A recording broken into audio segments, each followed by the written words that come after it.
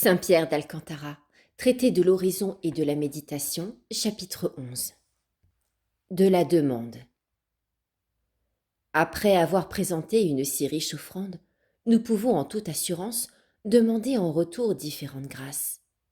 Et d'abord, demandons avec la charité la plus tendre et le zèle le plus ardent pour la gloire de notre Seigneur, que tous les peuples et toutes les nations du monde le reconnaissent, le bénissent et l'adorent comme leur unique et vrai Dieu, comme leur souverain maître, disant du plus intime de notre cœur ces paroles du prophète.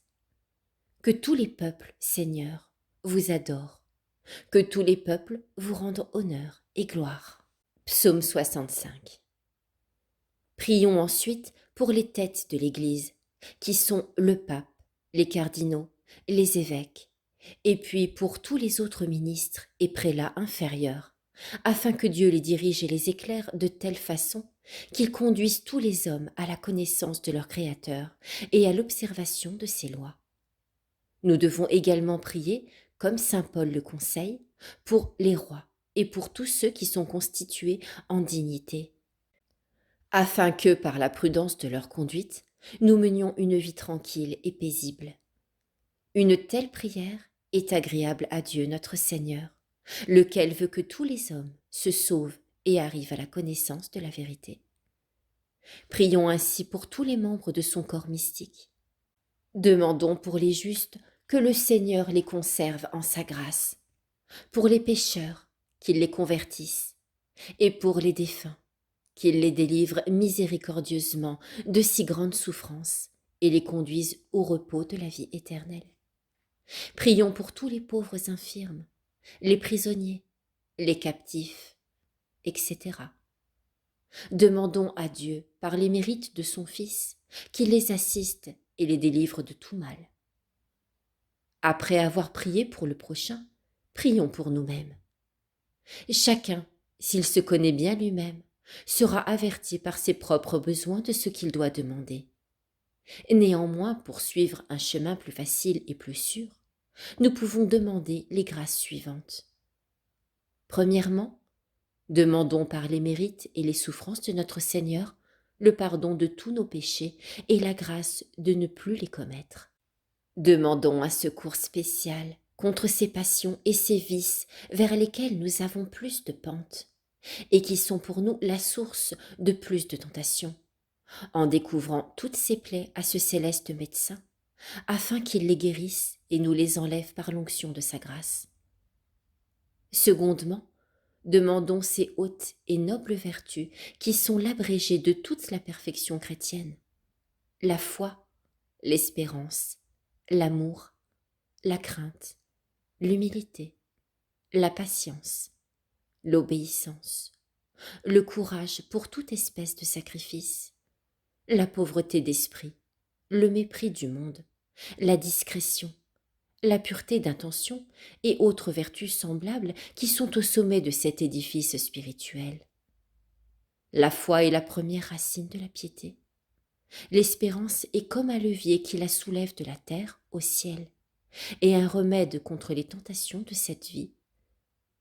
La charité est la fin de toute la perfection chrétienne. La crainte de Dieu est le commencement de la sagesse. L'humilité est le fondement de toutes les vertus. La patience est l'armure qui nous protège contre les coups et les attaques de l'ennemi. L'obéissance est une très agréable offrande par laquelle l'homme s'offre lui-même en sacrifice à Dieu. La discrétion est comme l'œil de l'âme qui lui découvre ses voies, la dirige dans toutes ses démarches.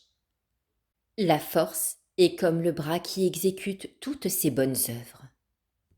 La pureté d'intention les rapporte et les dirige à Dieu.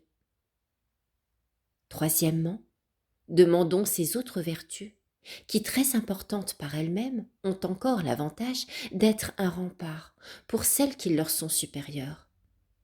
La tempérance dans le boire et le manger, la modération ou la retenue de la langue, la garde des sens, la modestie et la composition de l'homme extérieur, la douceur et le bon exemple à l'égard du prochain.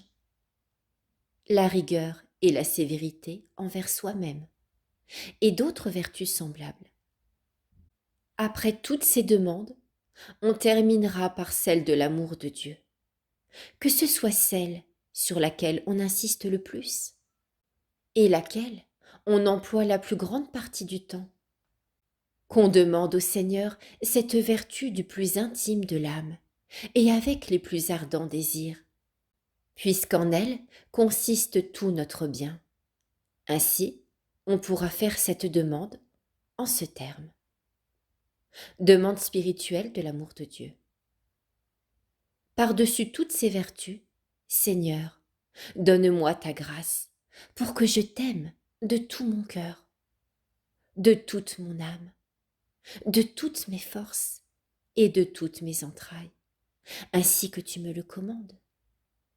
Ô Dieu de mon cœur, toute mon espérance, toute ma gloire, tout mon refuge, mon allégresse.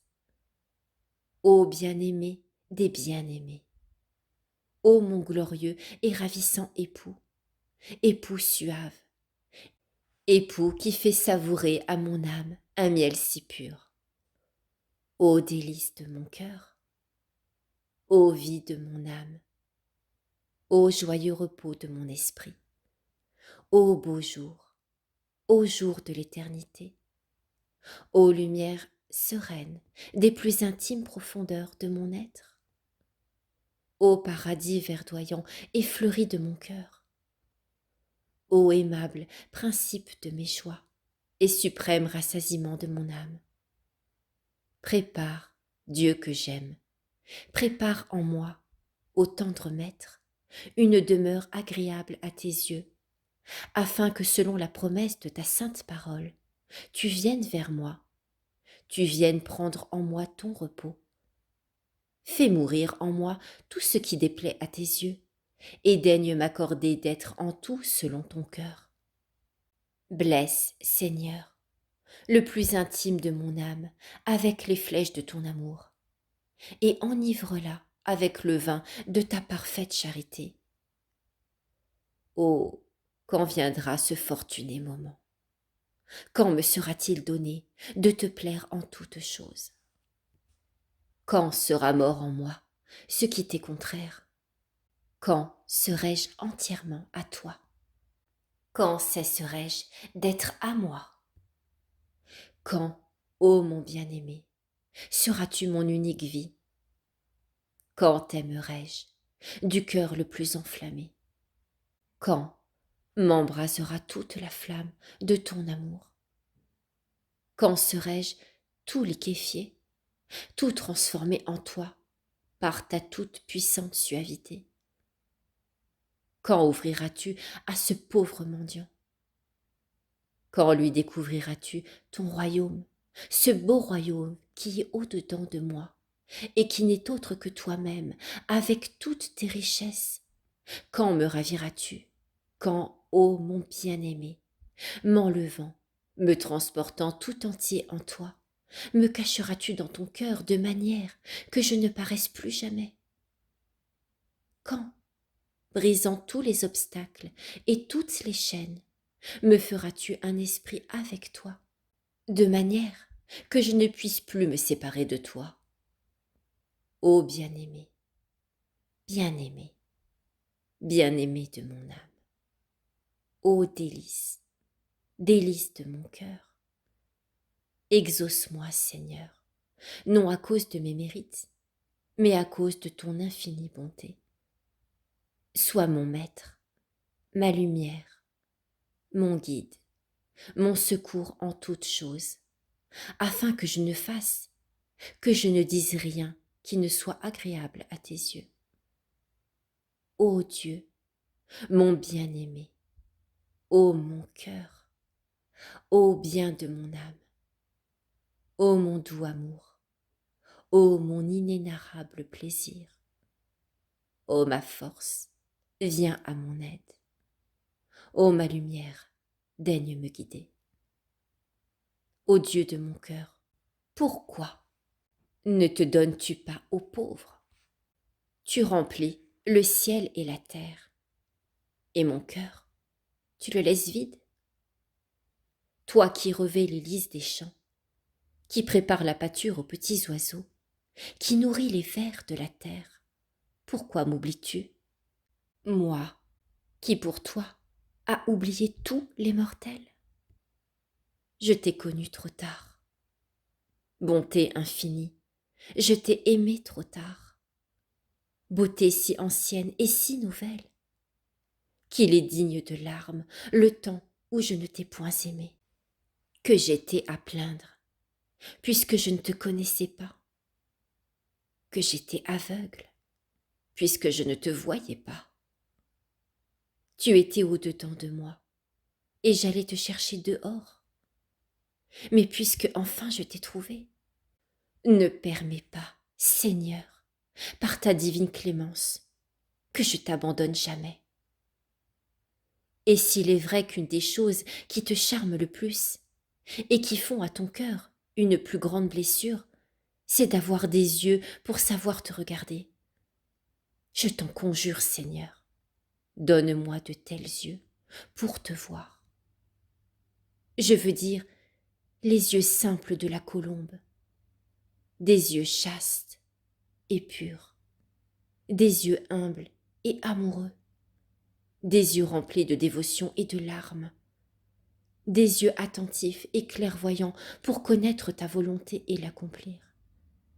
Exauce-moi, Seigneur, que je te regarde ainsi, afin qu'en retour, tu me regardes de ces yeux avec lesquels tu regardes Saint Pierre quand tu lui fis pleurer son péché, de ces yeux avec lesquels tu regardes l'enfant prodigue quand tu allas le recevoir et que tu lui donnas le baiser de paix, de ces yeux avec lesquels tu regardas le publicain quand il n'osait élever les siens au ciel, de ces yeux avec lesquels tu regardas Madeleine quand avec les larmes qui coulaient des siens, elle lavait tes pieds, enfin, avec ces yeux avec lesquels tu regardas l'épouse dans les cantiques, quand tu lui dis « Tu es belle, ô ma bien-aimée, tu es belle, tes yeux sont ceux de la colombe. »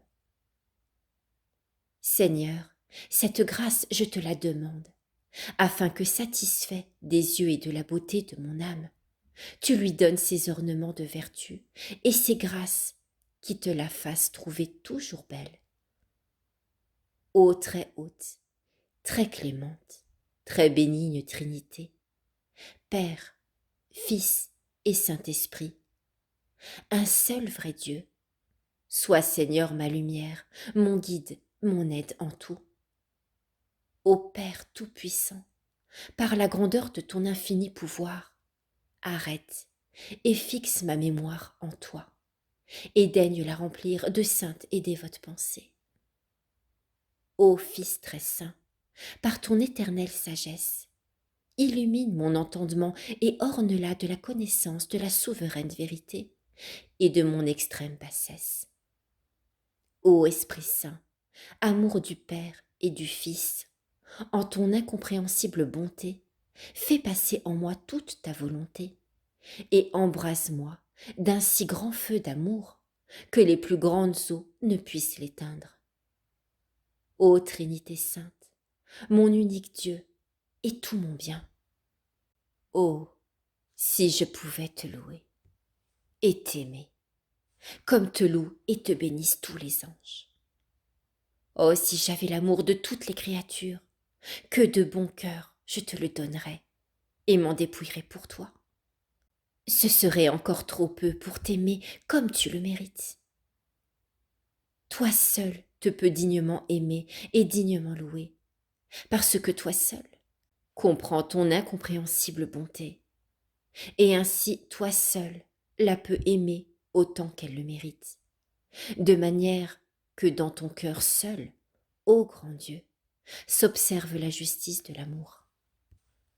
Ô Marie, Marie, Marie, Vierge très sainte, Mère de Dieu, Reine du ciel, souveraine du monde, sanctuaire de l'Esprit Saint, lys de pureté, rose de patience, paradis de délices, miroir de chasteté, modèle d'innocence. Prie pour ce pauvre exilé, pour ce pauvre pèlerin, et fais-lui part des surabondantes richesses de ta charité. Ô vous, bienheureux saints et saintes, et vous, bienheureux esprits qui brûlez ainsi des flammes de l'amour de votre Créateur, et vous en particulier, séraphins, qui embrasez les cieux et la terre de votre amour. N'abandonnez pas ce pauvre et misérable cœur, mais purifiez-le comme les lèvres d'Isaïe de tous ses péchés, et embrasez-le de la flamme de votre très ardent amour, afin que je n'aime que ce Seigneur, et que je ne cherche que lui, que je me repose et demeure en lui, dans les siècles et des siècles. Amen.